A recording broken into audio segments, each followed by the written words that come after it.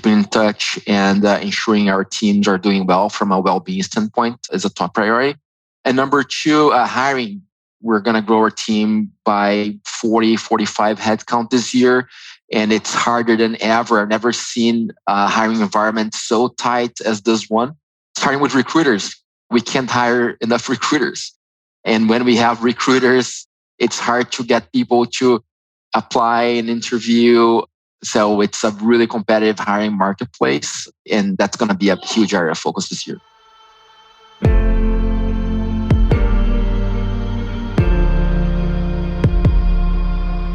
This is Sales Ops Demystified, the number one most downloaded podcast in sales operations. We invite the brightest minds in sales ops onto the show to deconstruct the what, why, and how behind rep productivity, forecasting, metrics, and all things revenue. This podcast is brought to you by Ebsta, a revenue intelligence platform used to identify risk in the pipeline and score customer engagement, and is sponsored by the Global Sales Operations Association and the UK Revenue Operations Network.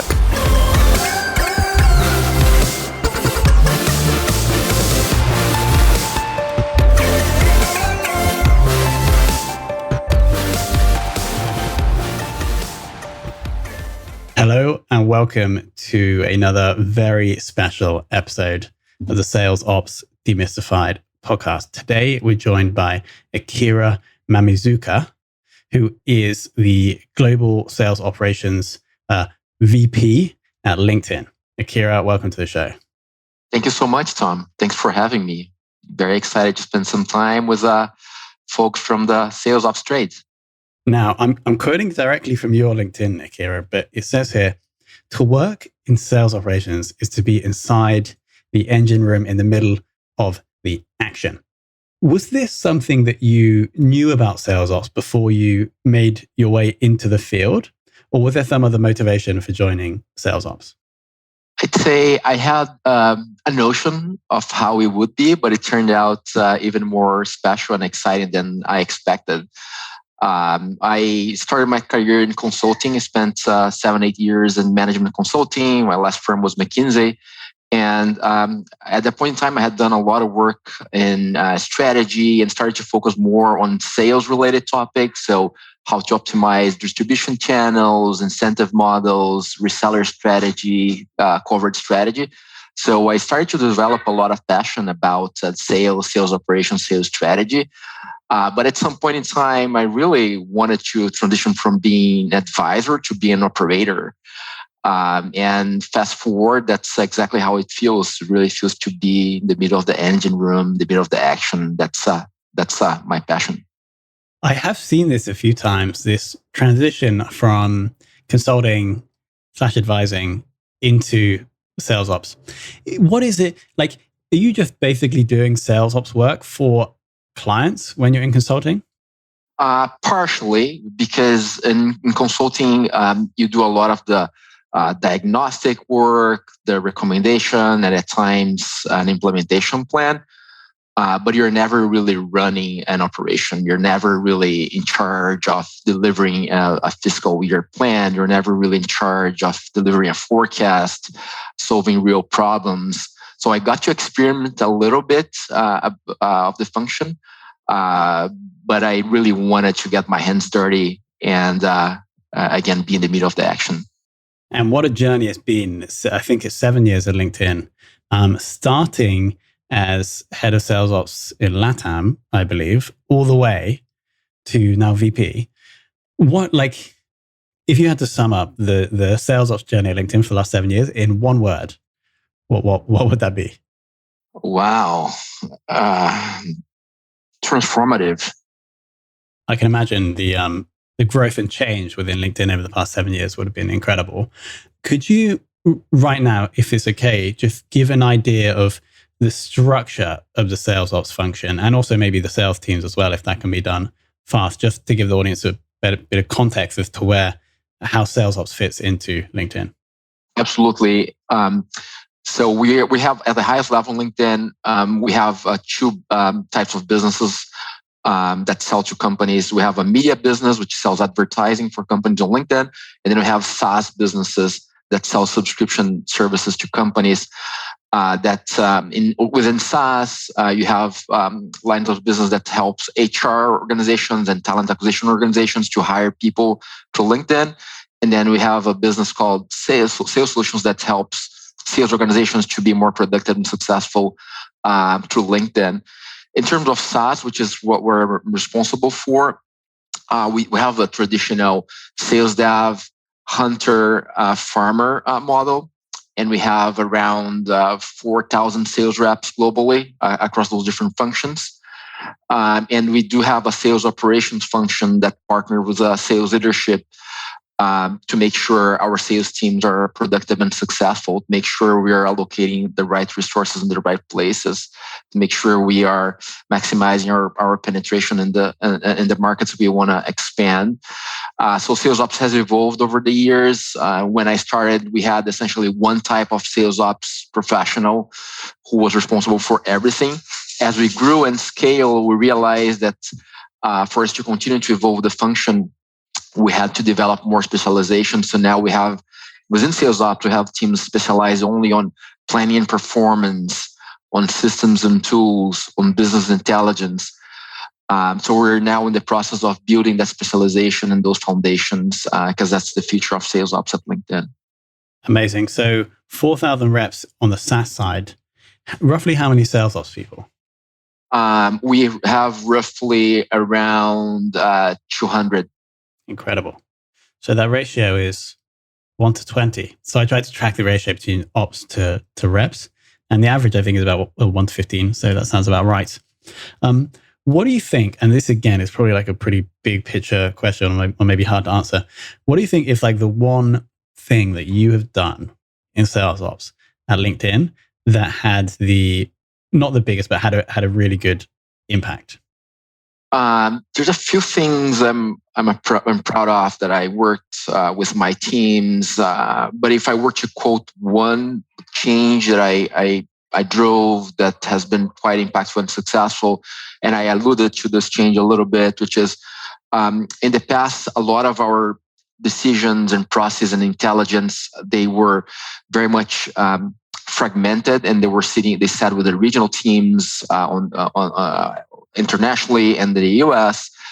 And that was helpful in our first 5 or 10 years of our journey because it really empowered the regional teams to grow as fast as possible. But at some point in time, we realized that we needed like more decision-making and intelligence at the global level. Not that we're shifting away from the regions, that we're better balancing where decision-making and process and intelligence is by building processes, reporting, modeling, forecasting at the global level. So moving those decisions and not removing, but sharing those decisions from the regional teams with the global teams. One example, from a planning standpoint, the process to define how much we're going to grow and how many headcount we need by type of headcount and where those headcount would sit. In the past was very much that decision, this process sat with the regional teams, which created some degree of inconsistency, some not really optimal decision-making and resource allocation. I helped move the planning process from the regional teams to the global teams, and now we're much more streamlined. We're able to make better decisions and faster, driven top-down.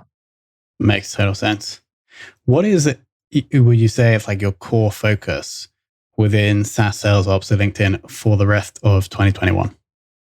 Well, if I were to quote one only, allow me to quote two, but number one remains employee well-being. Although LinkedIn is doing very well in the context of the global pandemic, we still have a lot of people who are struggling to work remotely, or they're taking care of an ill family member. So keeping in touch and ensuring our teams are doing well from a well-being standpoint is a top priority. And number two, hiring. We're going to grow our team by 45 headcount this year. and it's harder than ever. I've never seen a hiring environment so tight as this one. Starting with recruiters. We can't hire enough recruiters. And when we have recruiters, it's hard to get people to apply and interview. So it's a really competitive hiring marketplace. And that's going to be a huge area of focus this year.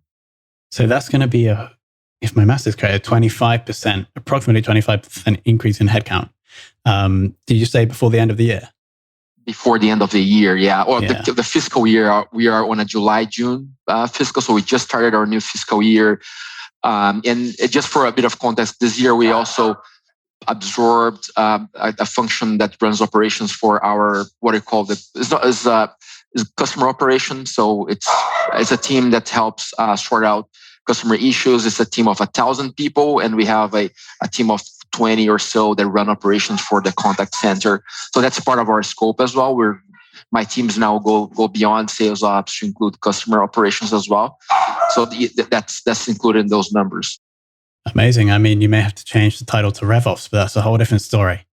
Alex, over to you. Thanks, Tom. I'm going to ignore that long pause as I scramble to find my mouse. So I'll start that again to make it easy actually for the recording to come out. And so thanks, Tom, and thanks, Akira. It was really interesting just to hear a bit about your background and what's been going on at LinkedIn.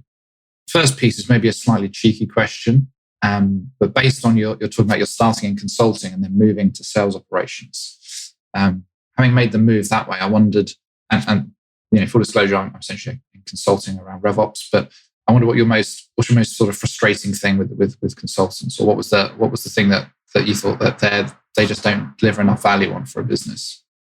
Well, there's a few things that made me transition careers. But if I were to quote the number one piece is, at some point you learn the whole toolkit, which is a really valuable toolkit, but you get frustrated or you miss seeing the results or the impact of your work. At times, your last interaction with a client is a meeting where you deliver a presentation, a recommendation, or a PowerPoint deck. And oftentimes you learn after a few months or after a year that the client didn't have the resources or the capabilities to implement any of the recommendations. So that was one of maybe the most frustrating or disappointing aspects of consulting, in my opinion. Okay. And have you used any consultants since? Have you got any from the other side of the fence now as a practitioner, having people support you? Have you found any need for using consultants, or any downsides in working with consultants? Well, I don't see downsides. I think within the right context with the right goals, there's a lot of value in working with consulting firms. I'd say at LinkedIn, there are so many ex-consultants like myself. There's a very high number that there is almost like a little bit of an allergic reaction when you mention hiring consultants to come and do project work, just because there's so much expertise in-house. So we almost operate on a little bit of an extreme end of the spectrum. Often we rarely work with consultants. But having said that, there's a few situations when I engage with them, didn't end up closing a project, but there'll be an opportunity soon. Yeah, no, it's just interesting to think about. And I said, the approach that we sort of take is we want to be sort of active through the process. So exactly as you say, so that our last interaction with someone isn't, here's a load of recommendations. It's like, here's all the stuff we're going to go carry out. If you're happy, let's go do it. Otherwise, otherwise you're at the mercy of whether it gets done. But no, it's just interesting to understand and also to see that your desire to be in, actually to sort of see something through to the end and in charge of running the show. And I guess the other thing if you're consulting at the start of the journey, while you may know the playbook and you may trust the playbook, you've not necessarily seen it always proved out. And so proving it out and working out the little iterations and the changes and the very specific things for a certain use case that might, go beyond that. I suppose that must be quite interesting about being hands-on now in a new environment. Totally. And then the other thing that was really interesting to me, as you talked about, is just, was that process where you sort of took back kind of the planning process from regional teams back to the global team so that you could have a sort of better kind of strategy. But the thing that really interested me was you said actually it was absolutely the right thing that those regions had autonomy. So as your journey presumably started, then the autonomy went out to the regions so they could grow fast, and then it was like figuring out the time when it was right to take back that process and run it as a more streamlined global operation. I just wondered if there was any markers around that, things that helped you make those decisions, and also to realize when the time was right to give teams a bit more autonomy and when it was time to run it coming from a global perspective. Does that make sense? So quite a long question. Yeah, absolutely. I'll share a couple observations or insights from the first moment when it was really valuable to have autonomy at the regional level, and then an insight when we felt it was the moment to centralize decisions from a planning standpoint. So in the first wave of growth, there was a lot of value of having autonomy and decision making at the regional level, because the regional teams they cover a huge surface area. For example, in Latin America, we had now we have two offices, Brazil and Mexico. But when I started, it was only Brazil. I had just opened the office down there, covering the whole Latin America, 40 countries or so. From being in Brazil, covering all of Latin America, I would always have a much better understanding of like where our next dollar or next headcount should go from an opportunity standpoint, much better than somebody being headquarters.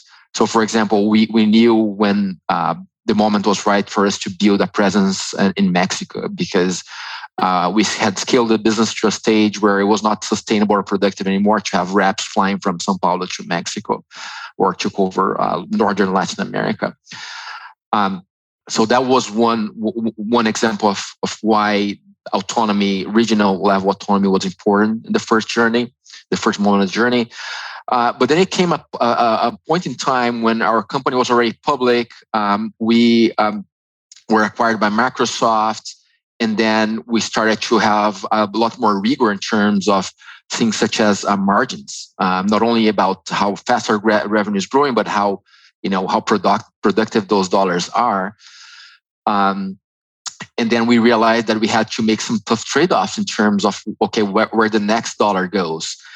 And then when we started to look at ROI of investments and headcount investments between the regions, we saw that we were making investments that would be much better made in other area or other types of resources or headcount. So that's when I started to realize that we need to take a much smarter top-down portfolio approach from an investment standpoint. And really to do that well, you gotta move decision making top down.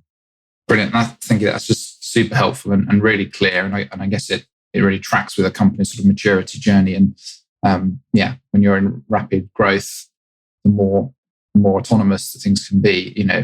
Efficiency is not necessarily the name of the game; it's just growth. But once you're a bit more established, and now you have more stakeholders to worry about, and really treating that as an investment, that was, I think, really helpful. Great. And then the final piece was just you're just talking about sort of the well-being priority, and I'm just wondering, because I think that must be it's likely a massive concern for most people still, and also a real one of the benefits, I think, to come out of the pandemic. Not to say that people weren't concerned with their employees and staff well-being before, but I think a renewed focus and understanding that as the business, one, we can trust people to work from home and still be productive. And now we can sort of it's just moving, I think, the understanding of employment forward in that sense. So I just wondered if you had any insights on how you're trying to make sure that you're looking after the well-being of your team, and any things you found particularly helpful to sort of progress that. Absolutely.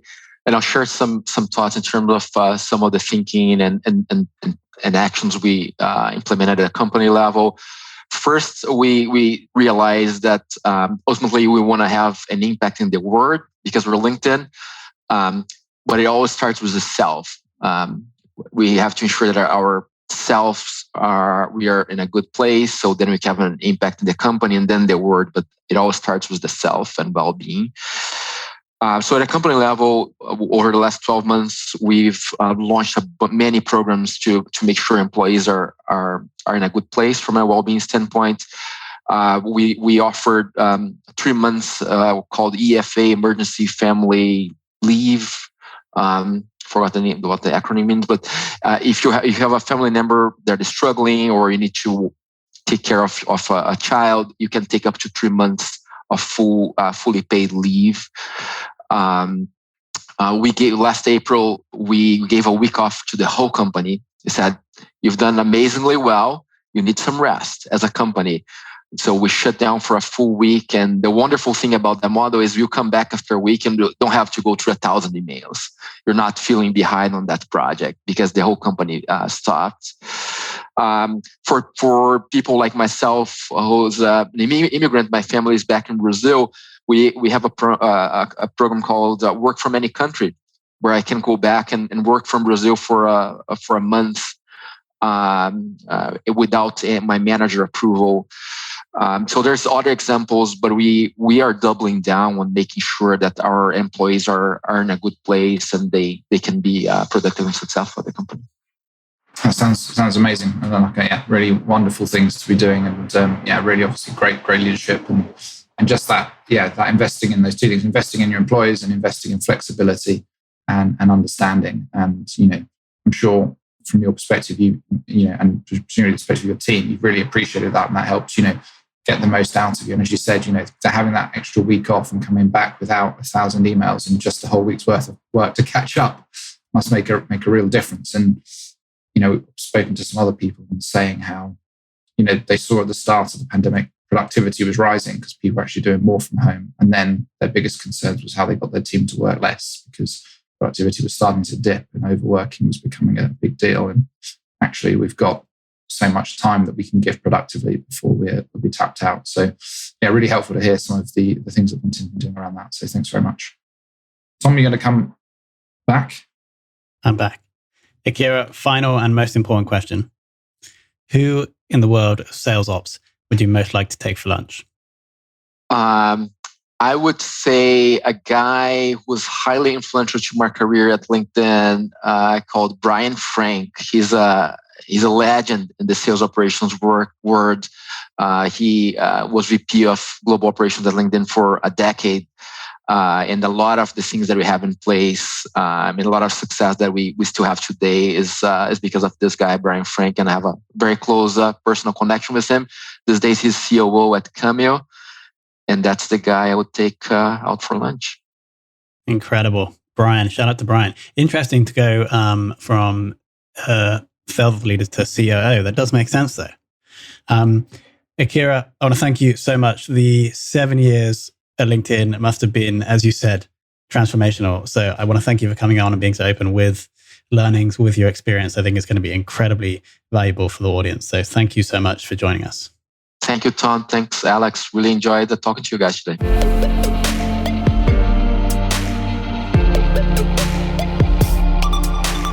Thank you for listening to this episode of the Sales Ops Demystified podcast. If you are listening on a podcast listening application, then please subscribe, rate, and review. And if you have any questions about the show, if you know a guest, or if you have any questions about sales operations, just hit me up at tomhunt@ebster.com. That's tomhunt@ebster.com.